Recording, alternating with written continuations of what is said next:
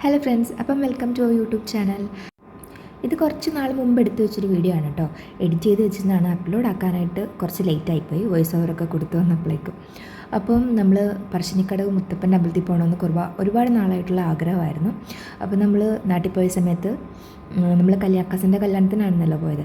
അപ്പം നാട്ടിൽ പോയ സമയത്ത് കല്യാണമൊക്കെ കഴിഞ്ഞ് നമ്മൾ നേരെ പോയത് പറശ്ശിനിക്കടവ് മുത്തപ്പൻ്റെ അമ്പലത്തിലോട്ടാണ്.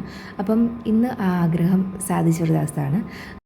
നമ്മൾ ഏകദേശം ഒരു 11 മണിയൊക്കെ ആയപ്പോഴാണ് അവിടെ എത്തിയത്. ആ സമയം നട അടച്ചിരിക്കുമായിരുന്നു. പിന്നെ നമ്മളവിടെ ആൾക്കാരോടൊക്കെ ചോദിച്ചു നട തുറക്കുന്ന സമയം. പക്ഷേ അവിടെയുള്ള ഷോപ്സിലും അകത്തുമൊക്കെയാണ് കൂടുതലും ചോദിച്ചത്. പക്ഷേ ആളുകൾ പറയുന്ന സമയം പലതായിരുന്നു. പിന്നെ ഞങ്ങൾ അകത്ത് ചെന്നിട്ട് ചോദിച്ചു.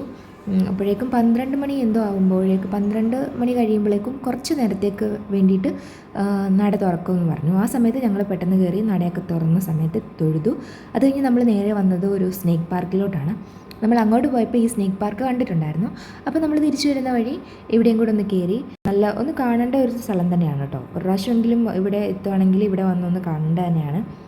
നമ്മൾ ഫസ്റ്റ് ടിക്കറ്റ് എടുക്കണം. പെർ ഹെഡിന് ഏകദേശം ഒരു 75 രൂപയാണെന്നാണ് തോന്നുന്നത്. കറക്റ്റായിട്ട് ഓർക്കുന്നില്ല. അപ്പോൾ ഫസ്റ്റ് തന്നെ നമ്മൾ ടിക്കറ്റൊക്കെ എടുത്തിട്ട് അകത്തോട്ട് ചെല്ലുമ്പോൾ ഫസ്റ്റ് കുറേ മീനുകളെയാണ് കാണുന്നത്. നമ്മൾ കൂടുതലും നമ്മുടെ നാട്ടിലെ കായലിലെയൊക്കെ മീനുകൾ ഉണ്ടായിരുന്നു, അല്ലാത്ത മീനുകളും ഉണ്ട്. അത് കഴിഞ്ഞ് നമ്മൾ നേരെ പോകുന്നത് ആ നിറയെ സ്നേക്സൊക്കെ ഉള്ള സ്ഥലത്തോട്ടാണ്. ആദ്യം തന്നെ ഞാനിങ്ങനെ വിചാരിച്ചത് ഈ എവിടെയെങ്കിലും ഒരു ചെറിയൊരു സ്ഥലം ഉണ്ടെങ്കിൽ ഈ സ്നേക്ക് എങ്ങാനും ഇറങ്ങിപ്പോയി കഴിഞ്ഞാൽ അത് നമ്മൾ അറിയത്തില്ലല്ലോ, അത് നമ്മൾ പോകുന്ന വഴി എങ്ങാനും നമ്മളെ പിടിക്കാൻ പറ്റും, അങ്ങനെയൊക്കെ വിചാരിച്ചായിരുന്നു. ദുരന്തം പറച്ചിലാണെന്ന് തോന്നുന്നു. പക്ഷേ അത് ഒരു പ്രാക്ടിക്കലായിട്ടുള്ള കാര്യമല്ലേ. അങ്ങനെയൊക്കെ സംഭവിച്ചു കഴിഞ്ഞാൽ നമ്മൾ പിന്നെ എന്ത് ചെയ്യും അല്ലേ. അപ്പോൾ എല്ലാം ഇങ്ങനെ ഇറങ്ങിപ്പോയി കഴിഞ്ഞാൽ എന്ത് ചെയ്യും, അങ്ങനെ ഒരു പേടി ഉണ്ടായിരുന്നു. സേഫ്റ്റിയൊക്കെ ആയിട്ടാണ് എല്ലാം ചെയ്തിരിക്കുന്നതെങ്കിലും എന്തെങ്കിലും ഒരു ഇതായിക്കഴിഞ്ഞാൽ അങ്ങനെ ഒരു വിചാരിച്ചില്ല. അതിന് മുമ്പ് അവിടെ മരം മുറിക്കുന്ന വീണിട്ട് അങ്ങനെ എന്തോ സംഭവിച്ചിട്ടുണ്ടായിരുന്നു.